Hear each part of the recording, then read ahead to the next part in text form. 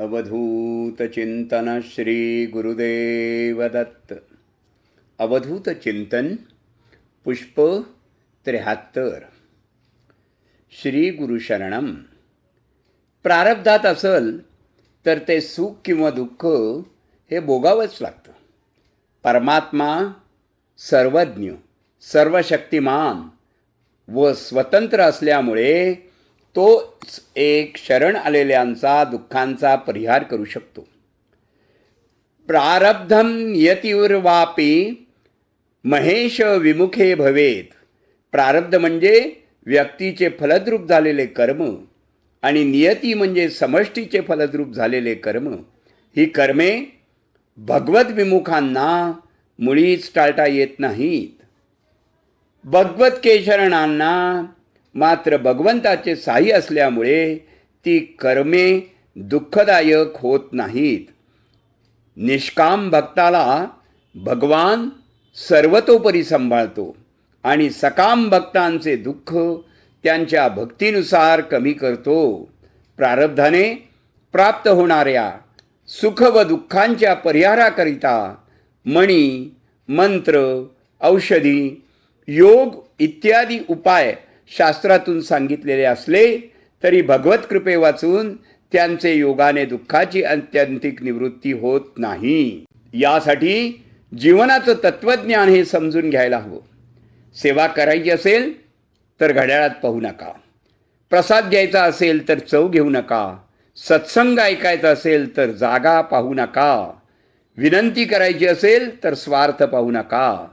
समर्पण करायचे असेल तर खर्च किती झाला ते बघू नका. दान करायचे असेल तर गरज पाहू नका. सत्य हे एक अशी शस्त्रक्रिया आहे की ज्याने सुरुवातीला वेदना होतात पण दुखण्यापासून कायमची निवृत्ती होते. पण असत्य हे असे एक वेदनाशामक असते की ज्यानं तात्पुरतं बरं जरी वाटलं तरी असंख्य साईड इफेक्टचा सामना त्या व्यक्तीला करावाच लागतो. अपयशाच्या भीतीने स्वाभिमान गुंडाळून तडजोडीचे आयुष्य कधीच जगू नका. एखाद्या जिवलग माणसाच्या पाठीमागे ठामपणे उभे राहा. जिंकला तर त्याच्याचसाठी आणि हरलात तरीही त्याच्याचसाठी. खिशाने श्रीमंत नसला तरी हरकत नाही, पण नक्की मनाने श्रीमंत बना. कारण कळ जरी सोन्याचा असला तरी लोक दगडाच्या पायरीवर नतमस्तक होतात बरं का. जगण्याच्या या फॉर्म्युल्यावर अंमल करत आपले आणि आपल्या लोकांचे जीवन आनंदमयी बनवले पाहिजे. छोट्या व मोठ्या दुःखात, संकटात, त्रासातून सुखाचा शोध घ्या, आनंद शोधा. अशा या माझ्या ईश्वराचे मी कायम आभार मानतो हे लक्षात ठेवा. ब्रह्मांडात जी ऊर्जा ठासून भरलेली आहे ना, म्हणजे जी कॉस्मिक एनर्जी, तिचा एक नियम आहे की तुम्ही आनंदी राहून तितक्या प्रमाणात ऋण व्यक्त कराल त्यापेक्षा जास्त प्रमाणात तुमच्यावर ऋण व्यक्त करण्याचे प्रसंग येतच राहतील. सुख शोधून सापडत नसतं बरं का. त्याला प्रत्येक गोष्टीत सुख बघण्याची दृष्टी असावी लागते. पुण्य करा, पाप टाळा.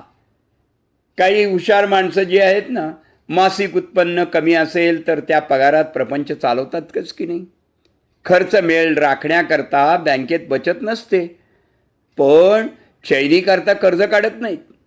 त्यामुळे कर्जाचे हप्ते नसल्यामुळे काटकसर आणि उसनवारी करण्याचा मनस्ताप त्या व्यक्तींना नसतो. संसारात परनिंदा, परधन, लुटणं, मत्सर, मोह, क्रोध अशी पापकर्मे टाळली पाहिजेत. पापाचं फळ हे भोगावंच लागतं बरं का. लक्षात ठेवा. दान जमत नसलं तरी हरकत नाही, पण कुणाचं दन हडपू नका. चांगल्या गुणांचं कौतुक जमत नसेल तर निंदा तरी करू नका. प्रेमानं मधुर बोलणं जमत नसेल तर क्रोध तरी करून बोलू नका. कठोर बोलू नका. इतरांच्या काळजाला घाव लागेल असं करूच नका. जर संसारामध्ये आपल्या वाटेल्या आलेल्या कर्तव्यांचे पालन करून परनिंदा, असूया, फसवणं, मालमत्ता, कब्जा आणि धनाचा अपहार आणि अवगुण टाळले तरी कल्याणच होईल. पुण्य कमी पडले तरी चालेल, पण पापाचा डोंगर करून मृत्यूपूर्वी आणि पुढील जन्मात वाईट आणि क्लेशदायक भोग टाळणं शक्य आहे. चेहऱ्यावरचे तेज हे तुमच्या अंतःकरणातल्या विचारावर अवलंबून असतं बरं का. मनात आत्मविश्वास असला की चेहरा तेजस्वी दिसतो. मनात इतरांविषयी प्रेम असलं की चेहरा सात्विक दिसतो. मनात इतरांविषयी आदर असला की चेहरा नम्र दिसतो. मनातले हे भावच तर माणसाला सुंदर बनवत असतात बरं का. म्हणून आपले आचार आणि विचार उत्तम ठेवा. आपले कर्म प्रामाणिकपणे करा. भ्रष्टाचारापासून दूर राहा. दुसऱ्यांशी वागणूक आदर्श ठेवा.